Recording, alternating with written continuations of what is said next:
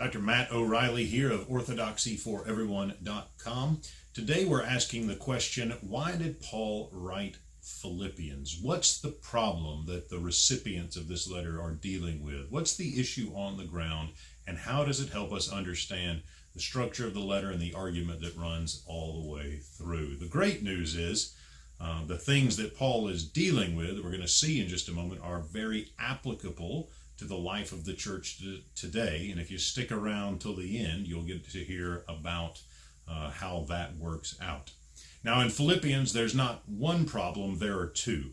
The first one shows up in chapter 1, verse 29, when Paul writes, "For he," talking about God, "he has graciously granted you the privilege not only of believing in Christ, but of suffering for him as well, since you are having the same struggle that you saw I had, and now hear that I still have." So Paul spells it out explicitly. The first problem that the Philippians are dealing with, that he wants to address and encourage them, is the problem of suffering.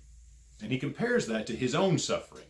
So you back up to chapter 1, and you find there that Paul describes his imprisonment. And he says, "My imprisonment is for Christ." So Paul has been detained and imprisoned by the Roman Empire.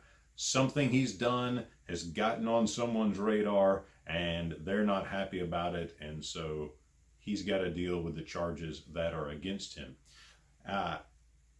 When he compares his suffering to the Philippian suffering, he's not suggesting that they've been imprisoned.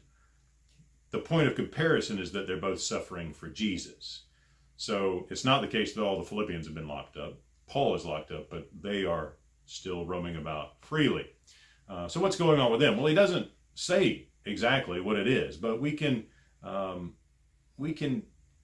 take a pretty good idea of what's going on. For example, in 1 Thessalonians chapter 1, Paul describes how the Thessalonians are dealing with some antagonism, some persecution, and he describes them as having turned from idols to worship the true God. And the thing about the Roman Empire is the religion of the empire and the worship of the Roman gods was a central part of the identity of the empire.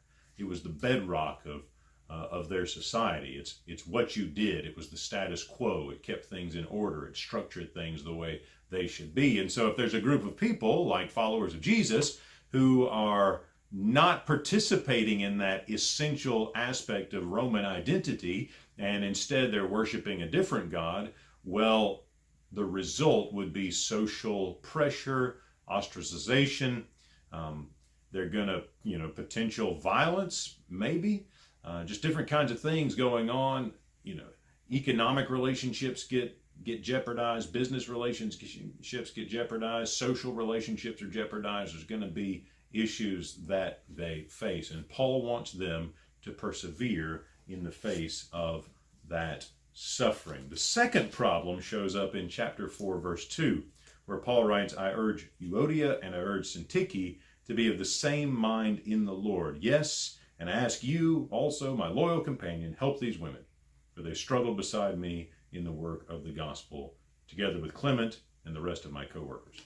So not only is there pressure and persecution from outsiders, the Philippians are dealing with the potential for division inside their congregation as well.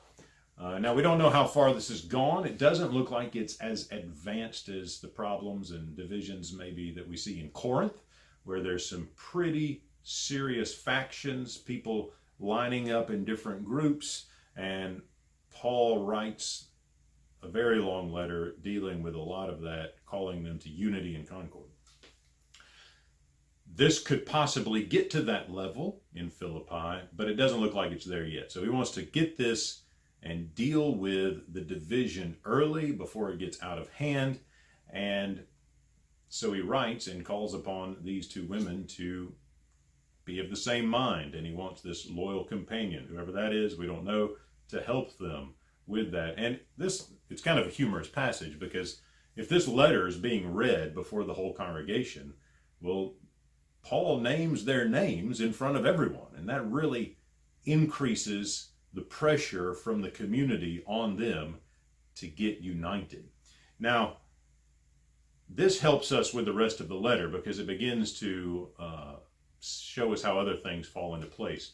Earlier in the letter, in chapter 2, Paul tells the community, make my joy complete. This is chapter 2, verse 2. Be of the same mind, having the same love, being in full accord and of one mind. Same thing he says to the two women in chapter 4. He's saying to the whole community here. And so you realize Paul is paving the way for the unity he wants to see. He's kind of putting these overall expectations, these overall principles. Here's what it looks like to follow Jesus. Here's what it looks like to live a life worthy of the gospel, a life that commends the gospel. It requires unity of purpose, unity of mind, unity and commitment to the gospel. This deep church unity is essential.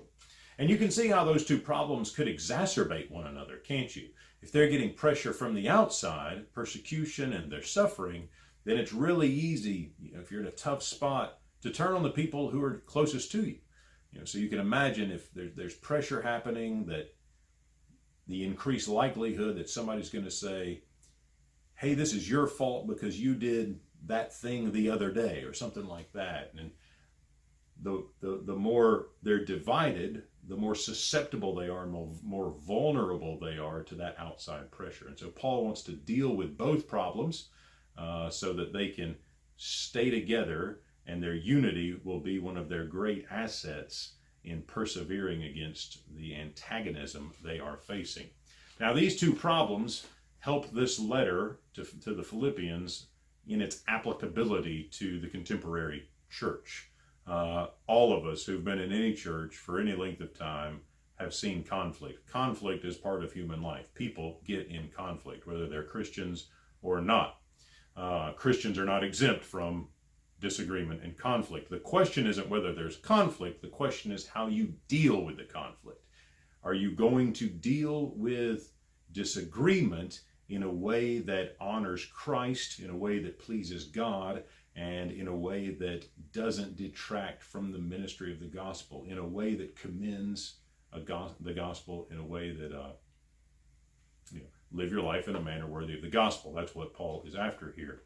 When it comes to persecution, believers who live in North America, like I do, we're not experiencing the kind of thing Paul is talking about here. But there are brothers and sisters throughout the world who live in places where the governments are antagonistic, followers of other religions are antagonistic to their faith in Jesus, and that should motivate us to pray for them and seek out ways to support them and care for them, even though there may be great distances between us. And it's also a reminder to us to be reconciled now, that we're going to follow Jesus even if it gets costly in the future. It'll be easier to be faithful later if we understand that faithfulness in the face of opposition is an essential part of a life lived worthily of the gospel of Jesus Christ. This is Orthodoxy for Everyone. Thanks for watching. Be sure to subscribe to the YouTube channel. Click the bell so you'll get notifications of new content.